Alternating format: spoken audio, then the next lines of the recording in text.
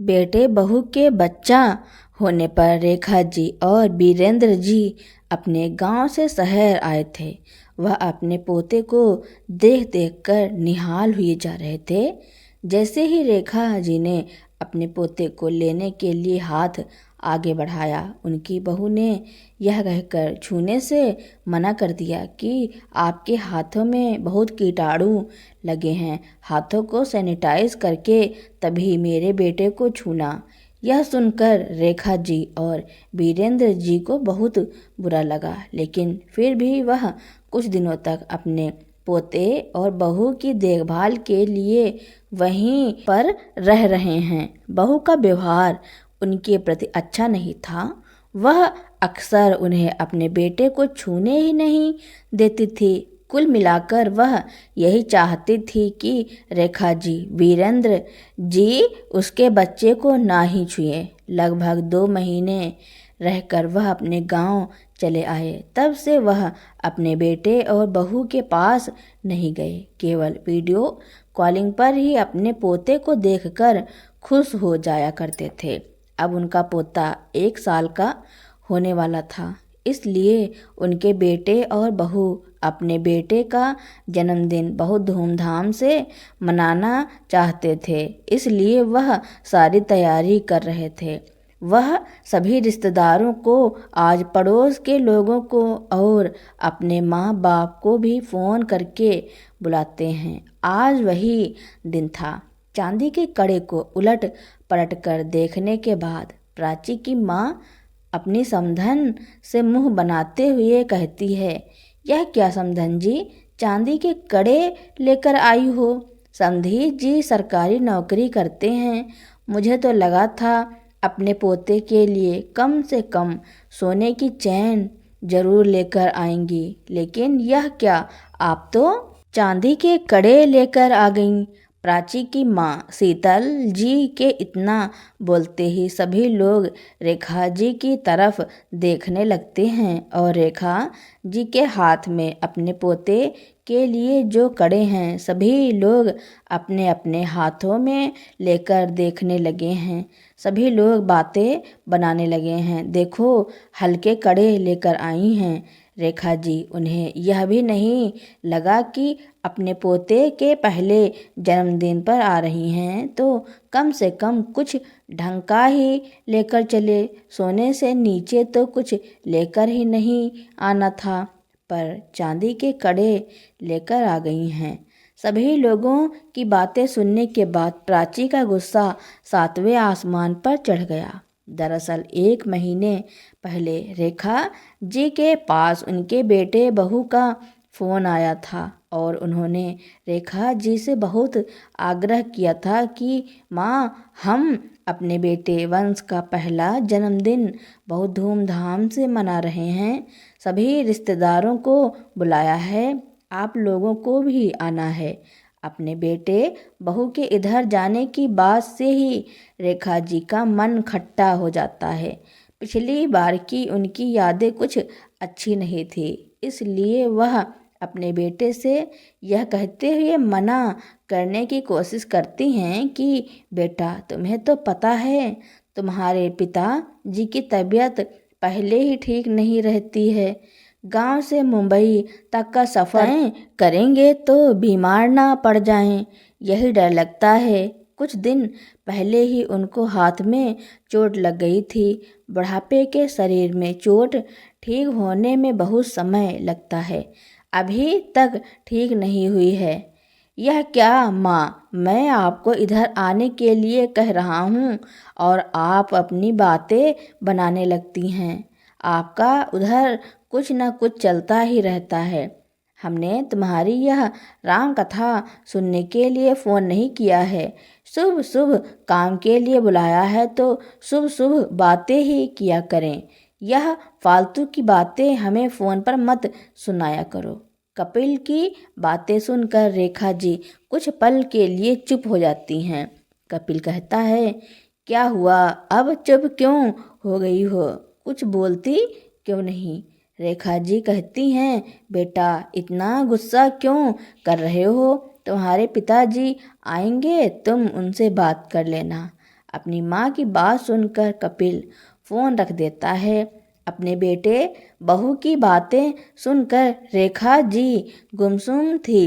बरामदे में बैठे तख्त पर बैठ गईं। थोड़ी देर में उनके पति, जो कि बाहर वाले हाते में भैंस का दूध दूहने के लिए गए थे, बाल्टी में दूध को लेकर आए और अपनी पत्नी से कहा, यह दूध की बाल्टी पकड़ो, मैं हाथ मुंह धोकर आता हूँ, तब तक तुम चाय बना लो। लेकिन अपने बेटे की बातों में खोई हुई रेखा जी पति की बात को नहीं सुन पाती हैं। बरामदे में ही चुपचाप बैठी हैं। हाथ मुंह धुलने के बाद वीरेंद्र जी की नज़र फिर से अपनी पत्नी पर पड़ती है तो वह अपनी पत्नी के पास जाते हैं और हाथ झटकते हुए कहते हैं, अरे रेखा, अभी तक इधर ही बैठी हो, दूध गर्म नहीं किया और मैंने तुमसे चाय बनाने के लिए कहा था, चाय बना लो। ऐसी क्या सोच में डूबी हो जो मेरी बात ही नहीं सुन पाई। रेखा जी अपने पति से कुछ नहीं कहती, चुपचाप से दूध की बाल्टी लेकर रसोई में गईं। छन्नी से छानकर भगोने में दूध को डाला और दूध गर्म होने के लिए रख दिया। एक तरफ उन्होंने चाय बनाई। चाय बनाकर 2 कप चाय बरामदे में ही लेकर आई। बरामदे में एक लकड़ी की टेबल पड़ी है, उस पर चाय की ट्रे को रखकर दोनों लोग चाय पीने लगते हैं। रेखा जी अपने पति से कहती हैं, बेटा बहू अपने पास बुला रहे हैं, कह रहे हैं वंश का जन्मदिन है, पहला जन्मदिन है, आप दोनों को आना है। वीरेंद्र जी अपने बेटे बहू के घर जाने के नाम से ही चिंतित हो जाते हैं और कहते हैं, मुझे उधर नहीं जाना, मुझे नहीं अच्छा लगता है, मैं अपने गांव में ही अच्छा हूँ, अपने हिसाब से रहता हूँ, अपने हिसाब से कहीं आता जाता हूँ, ना खाने पीने की कमी है, ना कहीं आने जाने की कमी। बहू बेटे के साथ बंधनों में हो जाता हूँ, 4 दिन काटना भी मुश्किल होता है। अपने पति की बात को काटती हुई रेखा जी कहती हैं, अगर हम नहीं जाएंगे तो बेटा बहू को बुरा लग जाएगा, क्योंकि उसने सिर्फ हमें ही नहीं सभी रिश्तेदारों को बुलाया है, हमारी तरफ से भी सभी लोग जाएंगे और तरह तरह की बात बनाएंगे कि वंश के दादा दादी क्यों नहीं आए हैं, इसीलिए हमें जाना ही पड़ेगा, 4 लोगों के ताने ना सुनने पड़े। इसलिए रेखा जी और वीरेंद्र जी अपने बेटे बहू के पास मुंबई जाने के लिए तैयार हो गए। रेखा जी अपने पति से कहती हैं, बहू पिछली बार आई थी, मैंने अपने पोते के लिए बहुत सुंदर कपड़े खरीदे थे, लेकिन बहू को पसंद नहीं आए थे, इसलिए अब मैं उसके लिए कपड़े नहीं खरीदूंगी, मैं अपने पोते के लिए चांदी के कड़े खरीदूंगी, वह अपने पोते के बर्थडे में और 4 लोग कुछ ना कहें। इसलिए दोनों लोग तय समय पर अपने बेटे बहू के घर पहुंच गए। सुबह 10 बजे ही उनकी ट्रेन मुंबई पहुंच गई थी। कपिल स्टेशन पर अपने माता पिता को लेने पहुंच गया था। रेखा जी और वीरेंद्र जी जब अपने बेटे बहू के घर पहुंचते हैं तो हाथ मुंह धोने के बाद वह अपने पोते को लेने के लिए जैसे ही आगे हाथ बढ़ाते हैं तो बहू प्राची बेटे को अपनी तरफ खींचती हुई कहती है, माँ जी पूरा सफ़र तय करके आई हो, इतना छोटा सा बच्चा है, पहले नहा लो तब जाकर उसको गोदी में खिलाना, पता नहीं कितने लोगों से मिली होंगी, हाथों में कितने कीटाणु लगे होंगे। अपने पोते को लेने के लिए बढ़ाए हुए हाथ रेखा जी वापस खींच लेती हैं और खुद को ठगा सा महसूस करती हैं। पास में बैठे हुए वीरेंद्र जी समझ जाते हैं कि बहू की बात रेखा जी को पसंद नहीं आई है, लेकिन वह बात बनाते हुए कहते हैं, हाँ रेखा बहू सही कह रही है, जाओ पहले तुम नहा लो, उसके बाद उसको खिलाना। इतना ही नहीं, रेखा जी जब भी अपने पोते को खिलाने के लिए आगे आती तो बहू किसी न किसी तरह से उन्हें रोक देती। माँ जी, पहले अपने हाथों को सैनिटाइज कर लो, उसके बाद ही वंश को गोदी लेना। बहू की टोका टाकी की वजह से अब उन्होंने अपने पोते को गोद में लेना भी बंद कर दिया, क्योंकि जब देखो तब बहू उनको साफ सफाई को लेकर टोकती रहती है। कभी हाथों को सैनिटाइज करो तो कभी नहा कर आओ तो कभी पूरे हाथ धुलकर आओ। अब बताओ, खिलाने के लिए ही इतनी पाबंदी लग रही है तो कैसे मैं अपने पोते को खिलाऊं। बेचारी मन मारकर अपने पोते को अब कम ही खिलाती, दूर से ही देखकर खुश हो जाती। 2 दिन बाद वंश पूरे 1 साल का होने वाला है। एक बहुत बड़े होटल में बहू बेटे ने अपने बेटे के जन्मदिन की ग्रैंड पार्टी दी है, जिसमें सभी लोग आए हैं। उसके मायके के, ससुराल के, ऑफिस के और आसपास के सभी लोगों को कपिल ने बुलाया है। जिस दिन पोता का जन्मदिन है उस दिन बहू रेखा जी के पास आती हैं और कहती हैं, माँ जी, इस कमरे को खाली कर दो, आज मेरे मायके के सभी लोग आने वाले हैं। उन लोगों को यह कमरा देना पड़ेगा क्योंकि अटैच बाथरूम इसी रूम में है। आप तो दूसरे रूम में भी शिफ्ट हो सकती हैं। पीछे वाला रूम खाली है, आप उसमें शिफ्ट हो जाइए। बहू, पीछे तो सभी लोगों के दोपहर का खाना बन रहा है, उधर रूम में मैं कैसे जा सकती हूँ। वह रूम खाली जरूर है, लेकिन थोड़ी देर बाद उसमें खाने पीने का सारा सामान रखा जाएगा। मैं उस रूम में कैसे रह पाऊंगी। ओहो माँ जी, आप तो ऐसे नखरे दिखा रही हो जैसे हमेशा से ही साफ सुथरे कमरे में रहती आई हो। देखा है मैंने गांव का घर कैसा है, पूरे घर में सामान बिखरा पड़ा रहता है। अगर इधर भी सामान वाले कमरे में रह लोगी तो क्या फ़र्क पड़ेगा। मेरे मायके वाले बार बार नहीं आते हैं, आप क्या चाहती हो मैं उनको पीछे कमरे में रख दूं। पास में रखे हुए बैग को उठाकर बहू पीछे वाले कमरे में रखाती है। बेचारी रेखा जी कुछ नहीं कह पाती। तब तक कपिल एक पर्चा लिए अपने पिताजी के पास आता है और कहता है, पापा, यह मैंने पर्चा बना दिया है, पास में ही सब्जी मंडी है, जा कर के सारी सब्जियां खरीद लो। अभी सुबह सुबह सारी ताज़ी सब्जियां मिल जाएंगी, रेट भी अच्छे लग जाएंगे। ज़्यादा देर मत करना। थोड़ी देर में बहू के मायके वाले आ गए। पीछे वाले कमरे में रेखा जी अकेली बैठी हैं।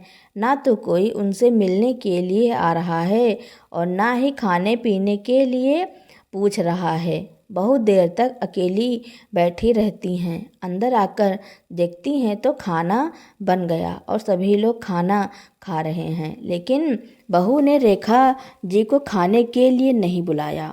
यह बात रेखा जी को बहुत बुरी लगती है। वह अपनी बहू से कहती हैं कि बेटा, जब सब लोग खाना खा रहे हैं तो मुझे भी आवाज़ दे देती। मैं कब से इंतज़ार कर रही हूँ कि खाना बन जाएगा तो मेरी बहू मुझे बुलाएगी। माँ जी, अब इसमें बुलाने वाली बात क्या है, आपका ही घर है, कोई मेहमान थोड़ी हो जो मैं आपको बुलाने आऊँगी। भूख लगी हो तो आकर खा लो। अब मेरे पास एक काम तो है नहीं जो मैं आपको बुलाती रहूं। 10 काम हैं, उनको करूं कि आपकी खुशामद करूं। रेखा जी खाना अपने लिए परोस ही रही थी, तब तक उनके पति भी आ जाते हैं। वह अपने पति के लिए भी खाना परोस कर देती हैं। खाना खाने के बाद वापस से कमरे में आकर बैठ गईं। हॉल में बहू के सभी मायके वाले बैठकर खूब बातें कर रहे हैं, हंस हंस कर बतिया रहे हैं, लेकिन बहू ने एक बार भी नहीं कहा, माँ जी इधर ही बैठो, हम सब बैठकर बातें करेंगे। बल्कि जहाँ बैठी थी तो बहू ने रेखा जी को काम पकड़ा दिया। खाने के बाद प्राची की माँ को चाय पीनी थी तो वह अपनी बेटी से चाय के लिए कहती हैं। प्राची अपनी सास से चाय बनाने के लिए कह देती। हालांकि रेखा जी के लिए चाय बनाना इतनी बड़ी बात नहीं थी, क्योंकि गांव में तो वह वैसे भी अपने सारे काम खुद ही करती हैं, तो थोड़ी सी चाय बनाना उनके लिए बाएं हाथ का काम है। लेकिन जिस तरह से बहू और उनके मायके वाले उन पर हुक्म चला रहे थे, उन्हें अच्छा नहीं लग रहा था। वह चाय बनाकर वापस से अपने पीछे वाले कमरे में जाकर बैठ गई। शाम को सभी लोग होटल जाने की तैयारी करने लगे। होटल में पहुंचकर सभी कुर्सियों पर बैठे थे तो उधर प्राची की माँ रेखा जी को सुनाती हुई कहती हैं, मैं तो अपने नाती के लिए सोने की चैन बनवाकर लाई हूँ। आखिर मेरी बेटी का पहला बेटा है, इतना तो बनता है। मैंने अपने पति से कह दिया था मैं अपने नाती को कुछ अच्छा सा ही उपहार दूंगी। प्राची अपनी माँ की बातों पर कभी कुछ नहीं कहती थी, क्योंकि उसे अपनी सास के अपमान से कोई फर्क नहीं पड़ता था। केक काटने के बाद उपहार देने की बारी आई। सबसे पहले प्राची की माँ उसकी बेटे को सोने की चैन देती हैं। सभी बहुत तारीफ करते हैं। थोड़ी देर में रेखा जी अपने छोटे से पर्स से अपने पोते के लिए चांदी के कड़े निकालती है, और जैसे ही वह चांदी के कड़े अपने पोते को पहनाने के लिए आगे बढ़ती है तो प्राची की माँ शीतल जी चांदी के कड़े को हाथ में लेकर कहने लगी, यह क्या समधन जी, तुम चांदी के कड़े लेकर आई हो? समधे जी सरकारी नौकरी करते हैं तो क्या सोने की चैन नहीं बनवा सकती थी अपने पोते के पहले जन्मदिन पर? सोने की चीज़ से नीचे तो कुछ देना ही नहीं चाहिए था। ऐसे लगता है कि तुम अपने पोते को चाहती ही नहीं हो, तभी तो इतने हल्के चांदी के कड़े दे रही हो। शीतल जी की बात सुनकर आसपास खड़े सभी लोग भी कड़े को हाथ में लेकर तरह तरह की बातें बनाने लगते हैं। यह सुनकर रेखा जी की आंखों में आंसू आ गए, क्योंकि बहू की माँ बार बार उनकी बेइज्जती किए जा रही थी, और इस बार तो उन्होंने हद ही कर दी। सबके सामने उनकी बेइज्जती कर दी। उन्हें ऐसा नहीं करना चाहिए था। सभी लोग रेखा जी के कड़े हाथ में लेकर देख ही रहे थे और तरह तरह की बातें कर रहे थे। तभी उनके पति वीरेंद्र जी को बहुत गुस्सा आ जाता है और वह बहू की माँ से गुस्सा करते हुए कहते हैं, अब चुप करो समधन जी, मैं कल से देख रहा हूँ आप बार बार मेरी पत्नी का अपमान किए जा रही हो। मेरी पत्नी आपसे कुछ नहीं कहती, इसका मतलब यह नहीं है कि आप उसका अपमान करती रहेंगी। आप अगर हमने अपने पोते को सोने का कुछ नहीं दिया है तो इसमें सुनाने की क्या बात है? और वाह बेटा, तुम भी बड़े आराम से अपनी माँ की बेइज्जती सुन रहे हो। तुम्हारी सास ने इतनी पतली सी सोने की चैन दे दिया तो तुम्हें बड़े गर्व के साथ 4 लोगों को सुना रहे हो और अपनी माँ का अपमान होते देख रहे हो। लेकिन अभी 4 महीने पहले मैंने तुम्हें 20 लाख रुपए दिए थे इस घर को खरीदने के लिए, उसको तो तुमने किसी को नहीं बताया और ना ही तुम्हारी माँ उन 20 लाख रुपयों की बात कर रही है। शीतल जी की तरफ देखकर वीरेंद्र जी कहते हैं, समधन जी शायद तुम्हें पता नहीं है, कुछ महीने पहले ही मैंने अपने बेटे को 20 लाख रुपए दिए थे। तो अब आप देख लो उन 20 लाख रुपए में मेरे पोते के लिए कितनी जोड़ी सोने की चैन आ जाएंगी। तुम्हारी जैसी चैन उन 20 लाख में कितनी जोड़ी खरीद सकता हूँ। एक जोड़ी सोने की चैन देने पर तुम भरी सभा में मेरी पत्नी को इतना सुना रही हो, और धिक्कार है ऐसे बेटे पर जो बार बार अपनी माँ का अपमान सह रहा है। कुछ नहीं कहता है बेटा, तुमसे यह उम्मीद नहीं थी। इतना सब हो जाने के बाद कुर्सी पर बैठी रेखा जी, जिनकी आंखों से आंसू बंद ही नहीं हो रहे हैं, वह अपने गले से सोने की चैन उतारकर अपने पोते के पास जाती हैं और अपनी बहू के हाथ में अपनी सोने की चैन देते हुए कहती हैं, यह लो बेटा सोने की चैन। मेरी सोने की चैन में मेरे पोते के लिए 4 जोड़ी सोने की चैन बन जाएंगी। इनको तुड़वा कर मेरे पोते के लिए सोने के कड़े बनवा देना। तभी पास में खड़ी हुई वीरेंद्र जी की बहन मालती जी कहती हैं, यह तुमने सही नहीं किया बहू, अपनी सास का अपमान पर अपमान किए जा रही हो। कपिल को देखकर कहती है, कपिल तुम्हें तो पता है तुम्हारे पापा ने किन परिस्थितियों में तुम्हें पढ़ाया है। एक सरकारी नौकरी में पूरा घर चलाया, तुम्हें पढ़ाया, उसके बाद तुम्हारे लिए घर खरीदने में भी मदद की है। 20 लाख रुपए कम नहीं होते हैं। उन्होंने यह 20 लाख रुपए कैसे जुटाए होंगे मैं अच्छी तरह से जानती हूँ, लेकिन इसका एहसान तुम्हें नहीं है। कभी तुमने उनकी परिस्थितियों के बारे में सोचा है? शायद उनके पास पैसे नहीं होंगे, इसलिए वह सोने का कुछ नहीं बनवा पाए। तुम तो अच्छी नौकरी करते हो, तुम्हें अपने माँ बाप की इज्जत रखने के लिए सोने के कड़े बनवा कर दे देते और अपने ससुराल वालों से अपनी माँ की बेइज्जती होने से बचा सकते थे। वीरेंद्र जी अपनी पत्नी का हाथ पकड़ते हैं और कहते हैं, चलो रेखा, अब हमें इधर रुकने की ज़रूरत नहीं है। जिस जगह पर तुम्हारा इतना अपमान हो रहा है, मैं एक पल भी नहीं रुक सकता हूँ, भले ही वह बहू बेटे का घर ही क्यों ना हो। मैंने तुमसे पहले ही इधर आने के लिए मना किया था, लेकिन फिर भी पोते के मोह की वजह से हम आ गए। पीछे से वीरेंद्र जी की बहन मालती भी चल पड़ती है, कहती है, जहाँ मेरे भाई भाभी का अपमान हो वहाँ मैं भी नहीं रह सकती। अपने माता पिता और बुआ को इस तरह से जाता हुआ देख करके कपिल उनको रोकने की कोशिश करता है। कम से कम आप लोग खाना खाकर तो जाइए। नहीं बेटा, मुझे घर की चाबी दे दो, हम आज रात की ही ट्रेन पकड़कर अपने घर वापस जाएंगे, तुम्हारे घर पर भी नहीं रहेंगे। तुम्हारा घर और दिल दोनों ही हमारे लिए छोटे पड़ जाते हैं। तुम अपने ससुराल वालों के साथ खुश रहो। मुझे अपने पोते से मिलना था, उसको आशीर्वाद देना था, वह दे दिया। अब मैं इधर एक खाने का टुकड़ा भी नहीं खाऊंगा। इसके बाद वीरेंद्र जी अपनी पत्नी और बहन के साथ जन्मदिन की पार्टी से बाहर आ जाते हैं और अपने घर के लिए चले गए। लेकिन उनके जाने के बाद पार्टी में आए सभी रिश्तेदार और आसपास के लोग प्राची की माँ को तरह तरह की बातें सुनाने लगे और प्राची से भी कहने लगे, कोई अपने सास ससुर के साथ ऐसे कैसे व्यवहार कर सकता है?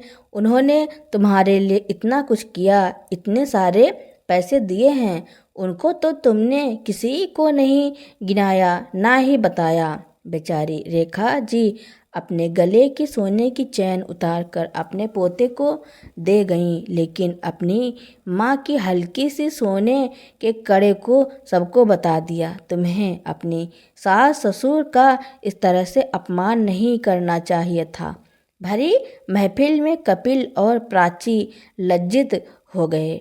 उनके पास कोई भी जवाब नहीं था जो वह लोगों का मुंह बंद कर पाते। सच में उन्होंने जो किया था वह सही नहीं किया था। दूसरी तरफ प्राची की माँ शीतल जी भी अपना मुंह लटकाए दूसरी तरफ खड़ी हैं, चुपचाप से अब लोगों के ताने सुन रही हैं।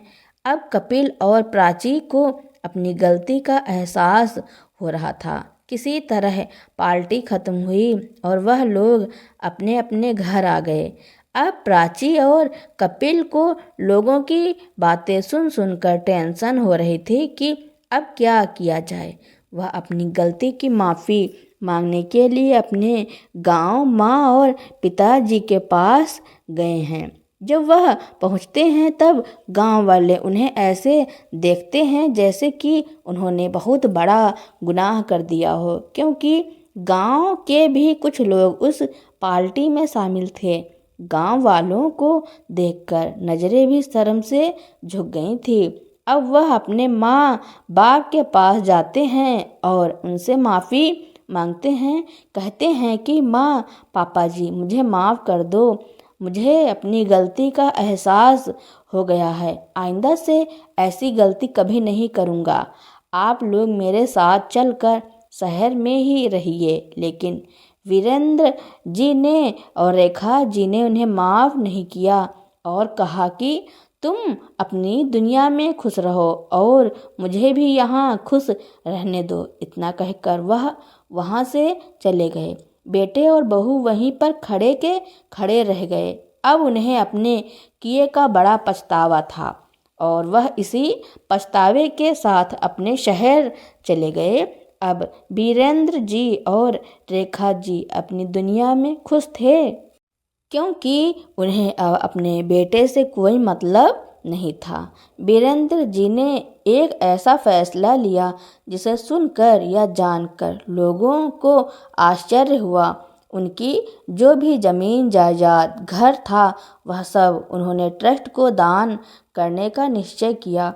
उन्होंने एक ऐसी वसीयत बनवाई जिसमें लिखा था कि मेरे मरने के बाद मेरे बेटे को मेरी जमीन जायदाद और घर में से कुछ भी ना मिले।